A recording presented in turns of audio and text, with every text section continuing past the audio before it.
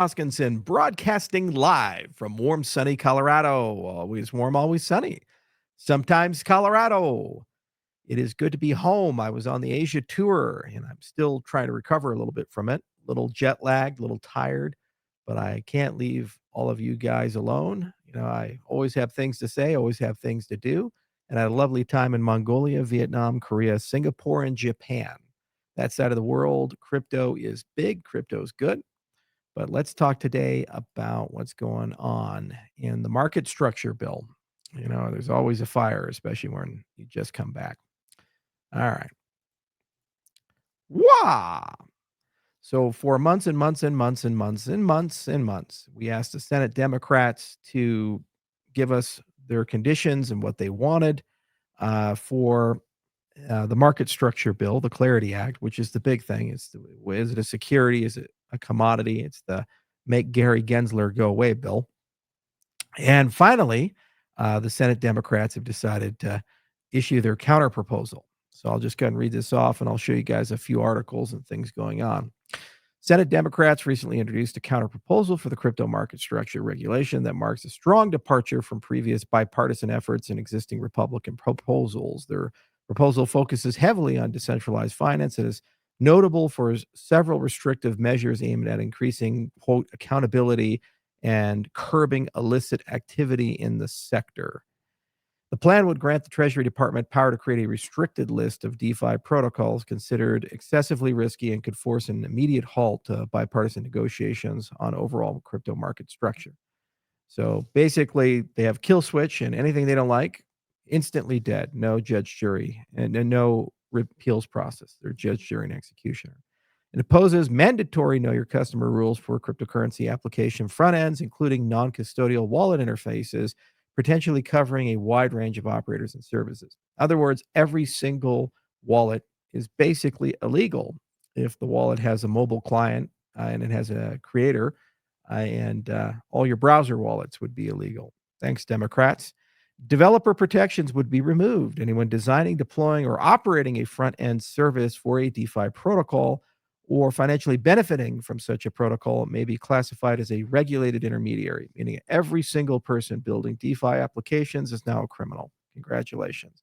This would also apply to those materially earning from the restricted protocols, even potentially targeting U.S. users with recurring revenue. So if you have an app and you have a token with that app, the token has a revenue stream, including staking, it would be classified as basically a financial intermediary. You would, by definition, wouldn't have the license. You would be a criminal. Thanks, Senate Democrats. The draft language grants the Treasury and regulatory agencies discretion to decide when a person or group has control or significant influence over a protocol, or whether a protocol is genuinely decentralized. By the way, there's no oversight to that. So they would be judge, jury, and executioner. The proposal emphasizes investor protections and regulatory oversight over promoting market structure. Yeah, there we go. So let's go ahead and read the CoinDesk article that just came out. Senate Democrats leak crypto position would strangle DeFi industry, insiders say. Language is said to be a Democratic proposal on handling decentralized finance and the crypto market structure effort.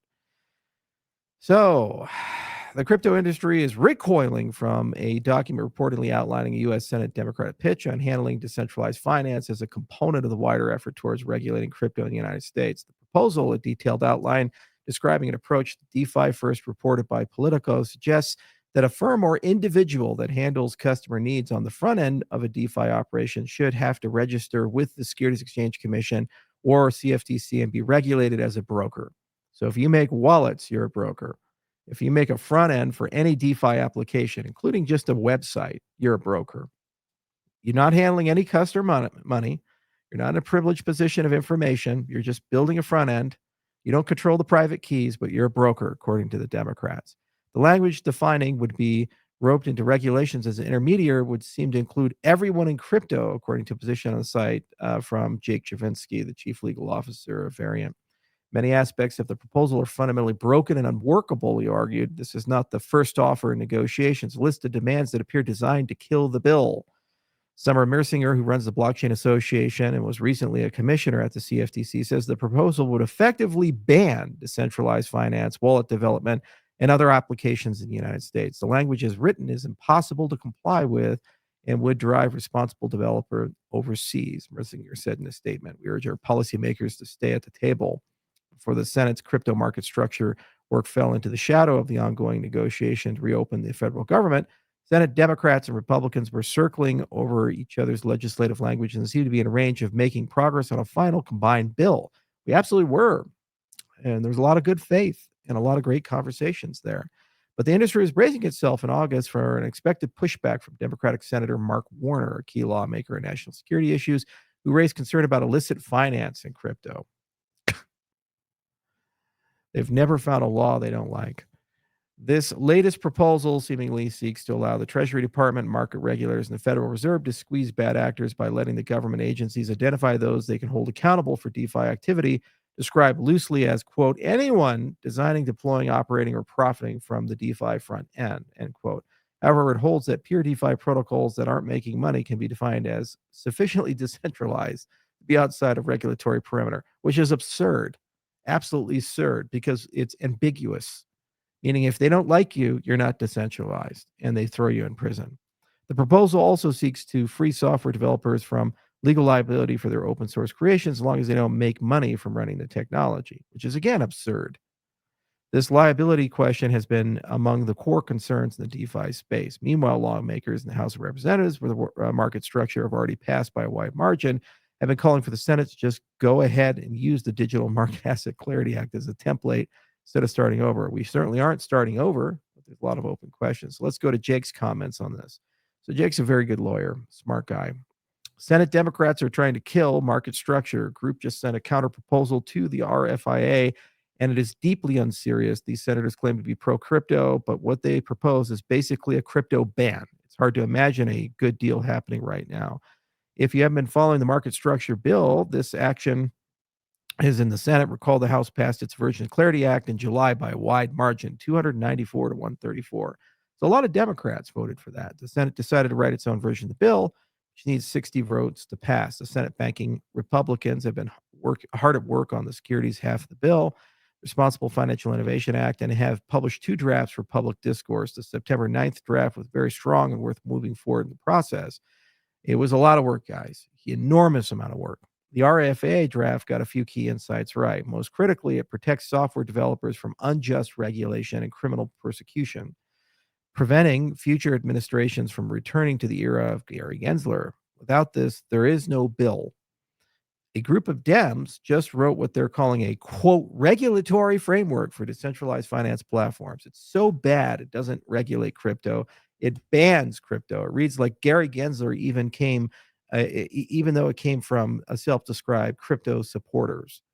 Many aspects of the proposal are fundamentally broken and unworkable. This is not a, quote, first offer, end quote, in negotiation. The list of demands that appear to designed to kill the bill. Here are a few examples. It makes everyone in crypto an intermediary. So all of you, you're an intermediary. It says anyone who deploys or benefits from a DeFi protocol is an intermediary, even if the protocol is fully decentralized, even if compliance is impossible. All US DeFi devs go offshore or have their projects die at home. 8, it forces front-end providers to KYC users. By the way, how did we do that? How is that even possible? It explicitly says control of funds is irrelevant all front ends, including non-custodial wallets. So all you Lace users, your Roy users, everybody, if this got in, would have to KYC, must collect sensitive personal information and conduct warrantless surveillance to, quote, prevent illicit finance. Number 9, it gives agencies unchecked power for selective regulation. Lets Treasury regulate anyone with sufficient influence in a DeFi protocol. Again, not defined at all in their proposal. However it pleases, token voters, liquidity providers, Oracle networks, everyone's in scope. Chainlink guys, Link Marines, you're in scope. All of you are in scope. Aave, you're in scope. Uniswap, you're in scope. Number 10, it authorized Treasury to ban anything in DeFi. Creates a restricted list for protocols and front ends that Treasury thinks are too risky, which, by the way, can be anything. Gary Gensler can just wake up and check the box all the way down, and then makes it a crime for anyone to use them. There's no limiting principal defense or recourse. Treasury is all powerful. This proposal is less a regulatory framework and more an unprecedented, unconstitutional government takeover of an entire industry. It's not just anti-crypto, it's anti-innovation and a dangerous precedent for the entire tech sector. It's hard to believe Dems really want any of this. It strikes like politics, not policy. The proposal might say, we want these changes, but it seems to mean we want to vote against market structure and we aren't willing to engage in good faith at this time. For shame. In short, these senators need to wake up and start taking this process seriously if they want to keep claiming they are pro crypto. Let them know. You know, this is the nature of politics in the United States. You can spend an enormous amount of time and you work with people, and you have ups and downs and setbacks, and it's been challenging. It's been really challenging. We got to a point where everybody was at the table. Mark Andreessen was at the table, and Kraken was at the table, and and Coinbase was at the table, and all the big guys. And the Democrats were given every opportunity to be at the table, and they decided to be at the table in the House. Then here in the Senate, you go and talk to them, and it has nothing to do with a $4 trillion industry. It has nothing to do with a $4 trillion industry that's growing to a $10 trillion industry. It has nothing to do with tens of millions of Americans holding this asset and wanting clear rules. It has everything to do with let's maximize power, centralize an entire industry, and give an uncaring, unaccountable federal government absolute power over everything. I don't know why people vote for Democrats. I really don't. Well, the most morally bankrupt people. Trump, there's a lot of problems with him. And there's a lot of problems with modern republicanism. And goddamn, they can be as hypocritical as people can point out. But the Democrats stand for nothing. They stand for big institutions. That's it. Big pharma. Take your vax, shut up, get in the corner. Big academia. Let's just give huge amounts of money to these bloated, gigantic universities with no accountability or oversight, and socialize all of their bad behavior by debt forgiveness with the student loans. Big tech. Let's hand all the power to Microsoft, Google, Apple, and these other people who give 95%. Big banks. Let's regulate an industry and have 10, 15 large financial institutions control all of your money. And if you disagree, you get deplatformed economically and socially. Every aspect of your life, they want a hand in a public-private partnership to multi-trillion-dollar businesses, and you have no say in the matter. You can't even pick your leaders if you're on the left. You were told Kamala Harris is your person. You didn't get to vote for it. You're just told that. And that's only after the dementia puppet who had metastatic cancer was no longer viable, and they couldn't ride his corpse anymore. And it became so blatantly apparent to everybody. What do you stand for on the left anymore? Really, honestly speaking, you used to be the guys who were like, fuck the man and freedom to the little guy. The little guy is the DeFi user. The little guy is the person who downloads a browser wallet or a mobile wallet and buys an NFT or participates in a meme coin. The little guy is who built crypto. It's not Chase. It's not Goldman Sachs. It's not Google. It's not Pfizer. That's not the little guy. And every single time you pull the lever for somebody on the left, know that you are voting for somebody who doesn't give a fuck about you, who doesn't care if you die of cancer, who doesn't care what goes in your body unless it's sponsored by a large corporation, who wants the power to arbitrarily and capriciously ban you at any time from every part of social media or your bank account. And we had finally a window here where we could at least agree it's good for America for us to be leaders in a $4 trillion industry that's growing to a $10 trillion industry. And then these guys just show up and try to blow up the whole process. To what benefit? What do they gain? How does it help their constituents? How does it help America? How does it create jobs? How does it grow the industry? It's about power and control. It's about creating a panopticon where everything you think, everything you say, everything you see, everything you believe, everything you buy is recorded. And some ministry sits there and decides whether it's problematic or not. It's disgusting. It's disgusting at the highest level. There's no good faith anymore in these people. There's no good faith in these people. Absolutely none. They don't want to have a conversation. They don't want to engage. They don't want to sit down and say, hey, let's talk about the next 10 years, 15 years, 20 years, and what's good for America. They shovel all this horse shit using the mainstream media down your throats about equity and systemic racism, about how everybody is racist, and we have to use the government to right the scales of historic injustices. And then we hand them a financial system, the first in human history, that doesn't care if you're white or black or gay, doesn't care the language you speak, doesn't care the country you're born from. It's the only thing we've ever invented that makes everybody truly equal. And what they want to do is hand it to large institutions and banks to continue discriminating against those who are to the left of the economic curve, the poor people who are disproportionately minorities. The hypocrisy is so vast and it's so intellectually bankrupt at this point. And to what end? Where do we go from here? What's your vision for America as we stare at $37 trillion of debt, $50 trillion by the end of this decade?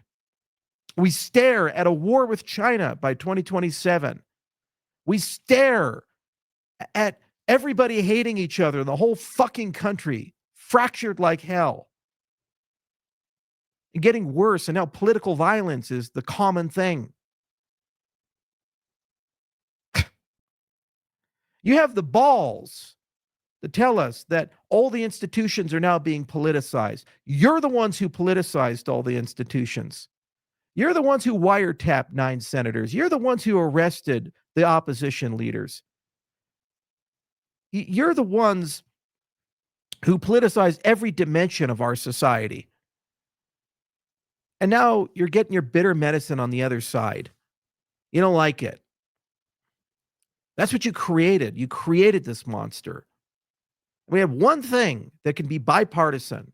One thing that we could say, that's the thing that we can all come together and agree that it might be okay for America to have fair money, fair finance, true decentralization, to export American principles across the world, to dollarize those who aren't dollarized, or to preserve the dominance of the dollar throughout the developing world so China doesn't eat us alive. But no, we can't even have that. You can't get your grubby, corrupt claws all over the goddamn thing. Please do tell me about how bad the Orange Man is. You're willing to burn the entire United States to the ground because you hate him that much. You just can't live in a world where he gets a win in the column.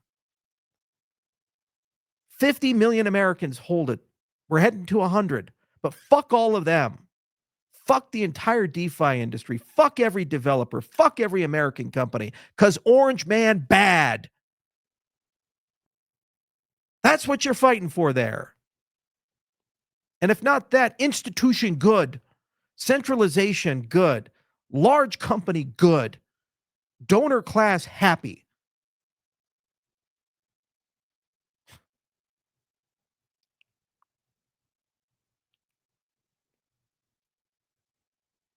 I don't understand you people on the left. I really don't. You're so thoroughly propagandized. What do you stand for? Honestly speaking, what do you stand for? You say you stand for democracy, and you don't get to pick your leaders. You stand for truth and transparency and objective reality, and you're the party of science and the party of intellectualism. And yet you can't even admit when your leaders have dementia and cancer and they're deeply compromised. You say you stand for the rule of law and no one's above the law, but then you're all totally comfortable when Hunter Biden gets a blanket pardon. And we just have to move on. and all the garbage with the Clinton initiative and this other stuff. You say you stand for equality and equity and combating systemic racism. And when we invent a money system that can end that for everyone everywhere, you want to go and destroy it, burn it to the ground, offshore it. Doesn't hurt white people like me who are rich. We can go offshore. Hurts the minorities in Chicago who can't. What do you stand for? Honestly speaking, this is your leadership. I get that you hate the orange man. I get that you wake up every day and say 15 curses, hope for the worst for him. But you know what? In January 2029, he's gone forever. And you have to live with the consequences of the actions today. How will we pay back a $50 trillion national debt if we hand away one of the fastest growing and most valuable industries in the history of the world to our economic competitors? How will we? How will the dollars in your pocket be worth anything if we throw that away? When you criminalize an entire generation of entrepreneurs and engineers and scientists, and you push them all to Europe and to China, to the Middle East, who's going to be there to build the next generation of America? What's your plan? Honestly speaking, just print your way out of it? Regulate your way out of it? Eat the rich, tax the billionaires, take all their money? Great, you got $5 trillion, 10% of what you need. What's next? Who's the next group you're going to go after and kill? What's the next company you're going to take?